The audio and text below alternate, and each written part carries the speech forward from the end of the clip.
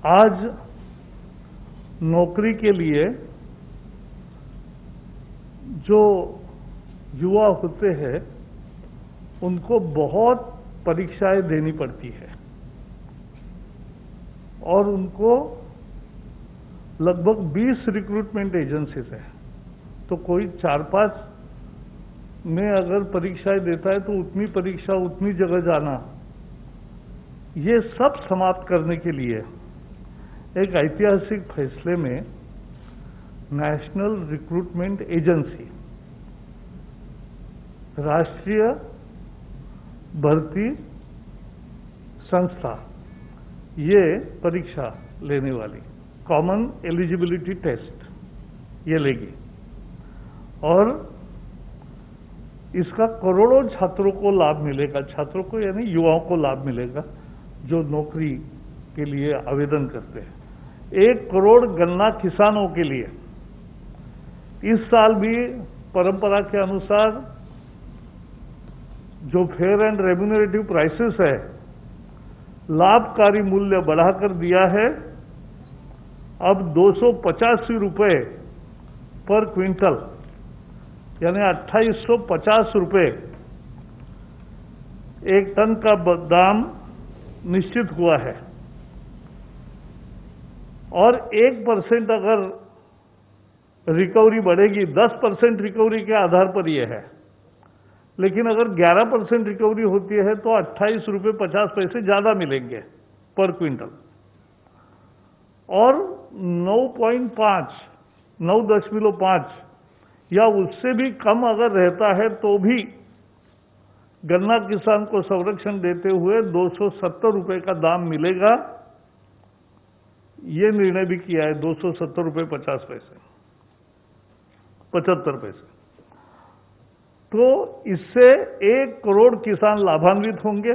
आपको पता है हमारे यहां प्राइवेट एयरपोर्ट्स बन गए, पीपीपी का एक वो रूप था, लेकिन अभी फिलहाल 6 एयरपोर्ट का ऑपरेशन, मैनेजमेंट एंड डेवलपमेंट का कॉन्ट्रैक्ट प्राइवेट प्लेयर्स को देने का लिए ऑक्शन हुआ, टेंडर मांगा गया था और सबसे ज्यादा बोली होने वाले को 3 एयरपोर्ट देने का, लीज देने का आज फैसला हुआ, जयपुर, गुवाहाटी और तिरुवनंतपुरम। इससे क्या होगा, इससे जो अपफ्रंट 1070 करोड़ लगभग मिलेंगे, ये एयरपोर्ट अथॉरिटी ऑफ इंडिया दूसरे छोटे शहरों में एयरपोर्ट का विकास करने में काम उपयोग में लाएगी। ये पैसा बहुत महत्वपूर्ण है।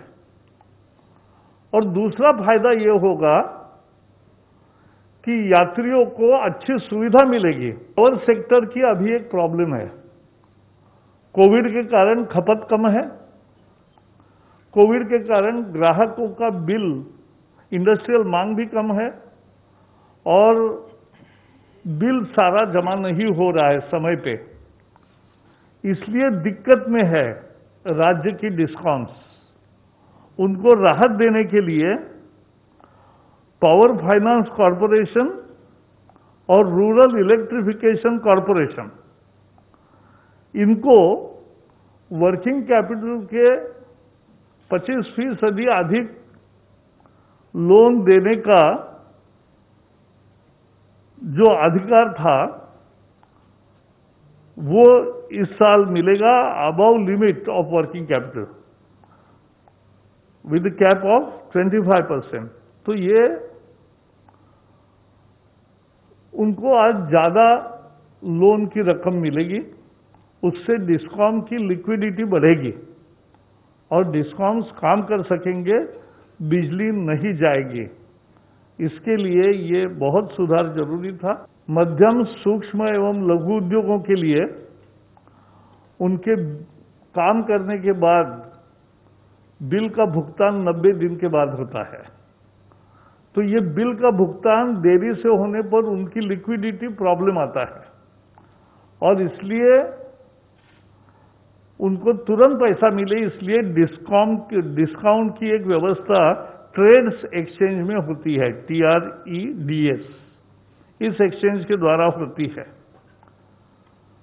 अब उसमें ऐसे प्रावधान किए गए कि पहले केवल एनबीएफसी लिमिटेड नंबर के लोग ही उसमें थे, बैंक्स और एनबीएफसी।